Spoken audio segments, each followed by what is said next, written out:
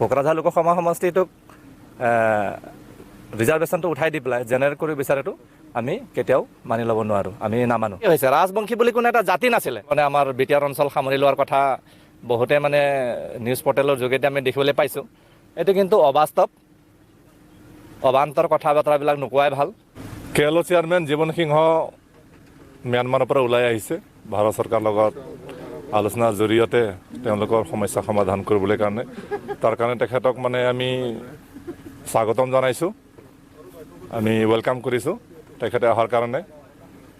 আৰু আহক আলোচনাৰ জৰিয়তে সমস্যা সমাধান কৰক।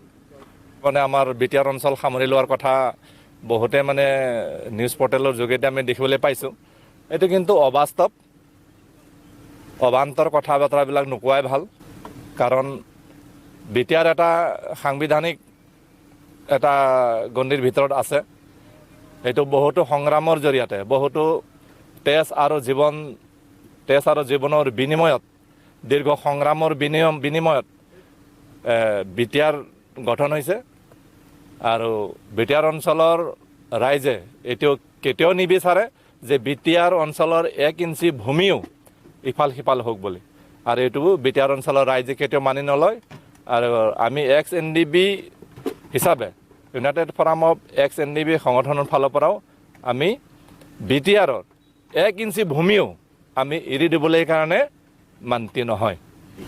বড়োবিলাক আমাৰ মাটিত যে আছে, তেওঁলোকে ক'ব পাৰে, কথাটো কৈ দিলেই নহ'ব। বড়োসকলে অসমৰ আদিম অধিবাসী, বড়োসকলে এই অঞ্চলৰ সভ্যতা সংস্কৃতিৰ ধাৰক আৰু বাহক। তেওঁলোকে আমাৰে সহোদৰ হয়, তেওঁলোকেও বড়ো মূলৰে মানুহ হয়। তেওঁলোকে এটা সময়ত বড়োৱে আছিল, তেওঁলোকে ধৰ্মান্তৰিত হৈ জাত্যান্তৰ হৈ ভাষা কলা সংস্কৃতি এৰি পেলাইহে তেওঁলোকে ৰাজবংশী হৈছে। ৰাজবংশী বুলি কোনো এটা জাতি নাছিলে। ৰাজবংশীটো এটা মানে পিছত বেলেগে দিয়া এটা উপাধিহে। ৰাজবংশী মানে ৰজাক যিসকলে নিজৰ ধৰ্ম ভাষা কলা সংস্কৃতি এৰিলে। 1515 খ্ৰীষ্টাব্দত বিশ্বসিংহই ৰজা হৈছিল। 1522 খ্ৰীষ্টাব্দত হিন্দু ধৰ্ম গ্ৰহণ কৰি নিজৰ ভাষা কলা সংস্কৃতি এৰি ৰাজবংশী উপাধি লৈছিল। যিয়ে ৰজাক অনুসৰণ কৰিলে, নিজৰ ভাষা কলা সংস্কৃতি এৰিলে, তেওঁলোকে হ'ল ৰাজবংশী। আৰু যিবিলাক নিজৰ ভাষা কলা সংস্কৃতি ধৰি ৰাখিলে, তেওঁলোকে হ'ল কোচ বা কছাৰী। গতিকে তেওঁলোকে আমাৰে সহোদৰ হয়। ইতিহাসটো তেওঁলোকৰো আমাৰো একে ইতিহাস। ইয়াক ইতিহাস দাঙি ধৰি একো মানে নহ'ব।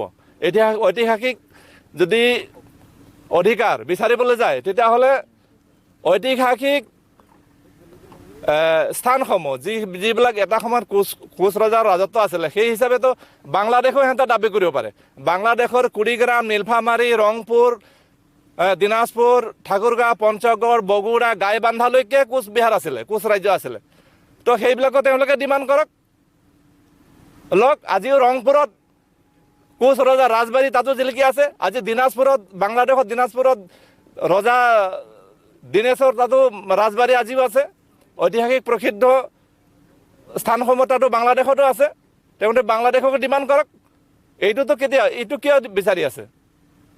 কোকৰাঝাৰ লোকসভা সমষ্টি যিটো নেকি ST ৰিজাৰ্ভ আছিলে, এইটো আমি ৰিজাৰ্ভ থকাটো বিচাৰোঁ। আৰু লগতে ওদালগুৰি লোকসভা সমষ্টিটো আমি ST ৰিজাৰ্ভ হোৱাটো আমি বিচাৰোঁ।